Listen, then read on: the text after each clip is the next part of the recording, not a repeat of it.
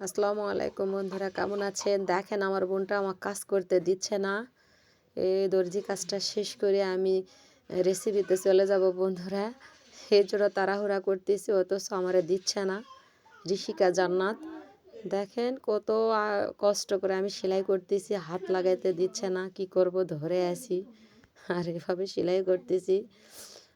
আর বাচ্চাদের জন্য, যার বাচ্চারা মাছ মাংস খায় না, এদের জন্য মঞ্জুরি করে নিচ্ছি ডিম দিয়ে আর আলু দিয়ে খুব সুন্দর করে বন্ধুরা। তো এটা সেলাইটা শেষ করে থ্রি পিসটা তারপরে আমি যাব কাজের জন্য। তো আমার বোনের জন্য আমি লড়তে সরতে পারতেছি, এটাও কাজ করতে দিচ্ছে না। যাই হোক, শুধু বেরাবেরি করতেছে আর কেড়ে নিচ্ছে সবগুলো। তো সবাই সুস্থ ও ভালো আছেন, সবাই সুস্থ থেকে আলহামদুলিল্লাহ আমিও ভালো আছি। সুস্থ থেকে রোজা আছেন, ভালো আছেন, সবাইকে সুস্থ থাকার তৌফিক দান করুক আল্লাহ। তো বন্ধুরা, আমার চ্যালেঞ্জে যদি নতুন হয় তাহলে সাবস্ক্রাইব করে নোটিফিকেশান অন করে দিয়ে রাখবেন।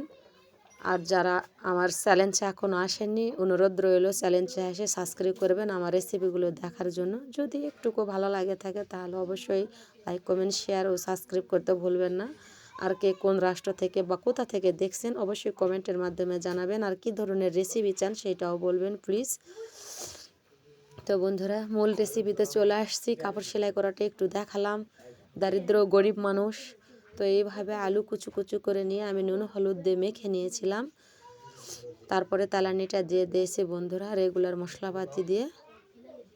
এই যে এভাবে বাচ্চারা যদি মাছ মাংস না খেতে চায় তাহলে এভাবে ডিম আলু দিয়ে মঞ্জুরি করে নিতে পারেন। আমি তালানিতে একটা ডিম ভেঙে ভেঙে দিয়ে দিয়েছিলাম, যেরকম ডিম পোস্ট করে নয়, ভেজে নয়। আর বাদ বাকিটা সিদ্ধ করে রেখে দিয়েছি, ওইটাও দিয়ে দেব। আলু পরোটা, ভাতে, রুটিতে, মুড়ি ভাজাতে, যেটাইতেই মন চায় না কেন এটা খাইতে পারবেন। আর এটা খেলে খুবই ভালো লাগবে। বাচ্চাদের টিফিন অল্প সময়ে কাজটা করা যায়। তো আমি তাড়াহুড়া করে আজকে এই রেসিপিটাই করলাম।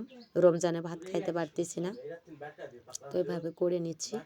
বড় ছোট বুড়ো, নানা নানি, দাদা দাদি সবার পছন্দ এই জিনিসটা, সবাই খাইতে মন চায় সবারই। তো এই যে সাথে একটা কিন্তু ডিম ভেঙে দিয়ে দিয়েছি কুচু কুচু করে তালানিতে। তারপরে আলুটা বললামই তো নুন হলুদ দিয়ে মাখায় নিয়েছিলাম, মাখায় পানায় ফেলে দিয়ে তারপরে দিয়ে দিলাম। তাহলে নুন হলুদ মাখায় নিলে বা ডুবে রাখলে আলুটা কালো হবে না। আর এই যে সিদ্ধ আর একটা ডিম আমার প্রায় হয়ে আসছে ভাজি, 70 তাই জন্য আমি এভাবে কুচু কুচু করে দিয়ে দিলাম। এই যে দেখেন, সাথে কুচু কুচু করে দিয়ে দিলে কত সুন্দর হয় আর কত ভালো লাগে। তেলের প্রয়োজন পড়ে না, অল্প তেল হলেই হয়ে যায়, কারণ ডিমটা থাকলে পরে নিচে তলিতে লাগবে না, ভালো হয়।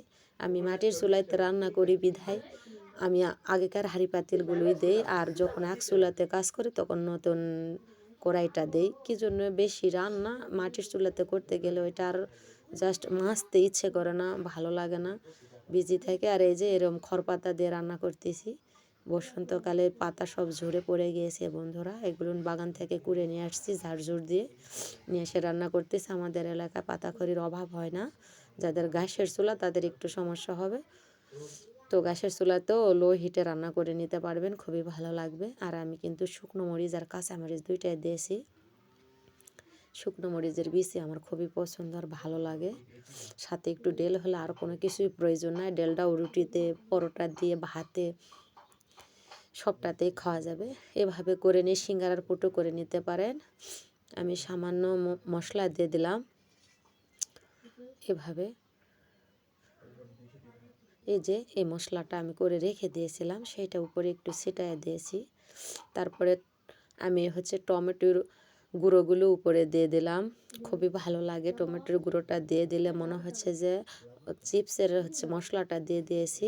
এতে আমার ছেলে খুব পছন্দ করে, খাবে, আমারও ভালো লাগবে, এই জন্যই আমি এভাবে দিয়ে দিয়েছি। তো যাই হোক বন্ধুরা, সবাই সুস্থ থাকেন, ভালো থাকেন, আর আমার রেসিপিগুলোর পাশে থাকেন। লাইক, কমেন্ট, শেয়ার, সাবস্ক্রাইব করতে ভুলবেন না বন্ধুরা প্লিজ। এই যেভাবে আমি কিন্তু মশলাটা ছিটায় দিলাম, খুবই ভালো লাগে। তো আপনারা আমার পাশে আছেন, তাদেরকে অসংখ্য অসংখ্য ধন্যবাদ। একটু যদি ভালো লাগে থাকে তাহলে অবশ্যই লাইক কমেন্ট শেয়ার করতে ভুলবেন না। ভালো থাকেন, সুস্থ থাকেন, আল্লাহ হাফেজ।